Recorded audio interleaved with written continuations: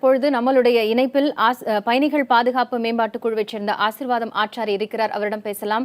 வணக்கம் திரு ஆசீர்வாதம் ஆச்சாரி. வணக்கம். சென்னையில இன்னைக்கு ஒரு புறநகர் ரயில்ல விபத்து ஏற்பட்டிருக்கிறது. 2 பேர் உயிரிழந்திருக்கிறார்கள். 4 பேருக்கு காயம் ஏற்பட்டிருக்கிறது. அதிக அளவிலான நபர்கள் அதில் பயணம் செய்தது. அங்க இருக்கக்கூடிய அந்த போஸ்ட் கம்பியில மோதி இந்த விபத்து ஏற்பட்டதா சொல்லப்படுது. இதெல்லாம் நிகழறதுக்கு என்ன காரணம்னு நினைக்கிறீங்க? அதாவது ரொம்ப பீக் ஹவர்ஸ்ல டிராவல் பண்ற போது நம்பர் ஆஃப் ட்ரெயின்ஸ் கம்மியா இருக்குது. அதே சமயம் பயணிகளுடைய எண்ணிக்கை அதிகமாக இருக்கிறது. இது மாதிரியான சூழ்நிலையில மக்கள் ஃபுட்போர்ட்ல டிராவல் பண்ற ஒரு சூழ்நிலை, ட்ரெயினுடைய ஃபாஸ்ட் மூவ்மெண்ட் இருக்கும்போது அதுல தவறி கீழே விழுறது. நாங்க அடிக்கடி எங்களுடைய மத்திய ரயில்வே அமைச்சகத்திட்ட நாங்கள் சொல்றது பயணிகளுடைய வசதிகளை விட பயணிகள் பாதுகாப்பாக பயணம் செய்யறதுக்கு ஏற்பாடு பண்ணணும் அப்படின்றது. ட்ரெயின்ல இந்த கேட், ஆட்டோமேட்டிக் கேட், எப்படி மெட்ரோ ட்ரெயின்ல எல்லாம் பாத்தீங்கன்னா அந்த கதவு மூடினதுக்கு பிறகுதான் ட்ரெயினே மூவ் ஆகும்.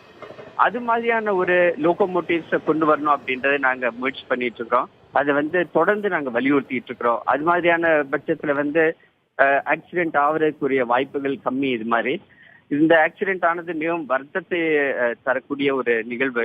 இதை தொடர்ந்து உடனடியா நான் இப்ப சதன் ரயில்வேயோட ஜிஎம்கிட்ட பேசுவேன். மேற்கொண்டு இது மாதிரி நடக்காம பாத்துக்கிறதுக்கு நாங்க என்னென்னலாம் செய்யணுமோ அதை நாங்க செய்யற கடமைப்பட்டிருக்கோம்.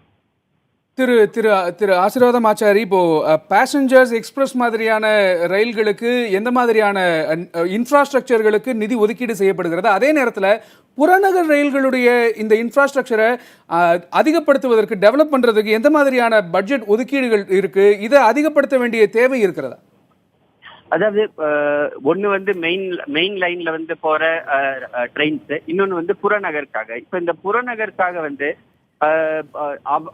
எப்பொழுதுமே புறநகரை ஒரு அந்த அளவுக்கு கவனிக்காத ஒரு சூழ்நிலையை தான் நாங்க பார்த்துட்டு இருக்கிறோம்.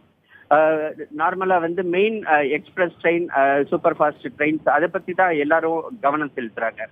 புறநகர்ன்றது ஒரு சிட்டிக்குள்ளார நடக்கக்கூடிய ஒரு முக்கியமான ஒரு போக்குவரத்து. அலுவலகத்துக்கு போகக்கூடியவங்க பயன்படுத்தக்கூடிய ஒரு போக்குவரத்து.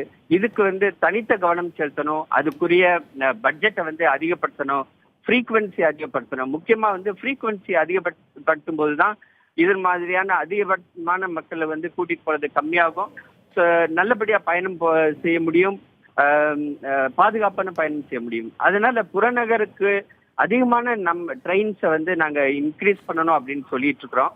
இது குறித்து உடனடியா நாங்க பேசி என்னென்ன சென்னை புறநகர் இதுல என்னென்ன ட்ரெயின்ஸ் ஓடுது, எவ்வளவு ஓடுது, அதை எப்படி இன்க்ரீஸ் பண்ணணும்ன்றத பத்தி நான் இன்னைக்கே இதை டேக்கப் பண்ணலான்னு இருக்கேன்.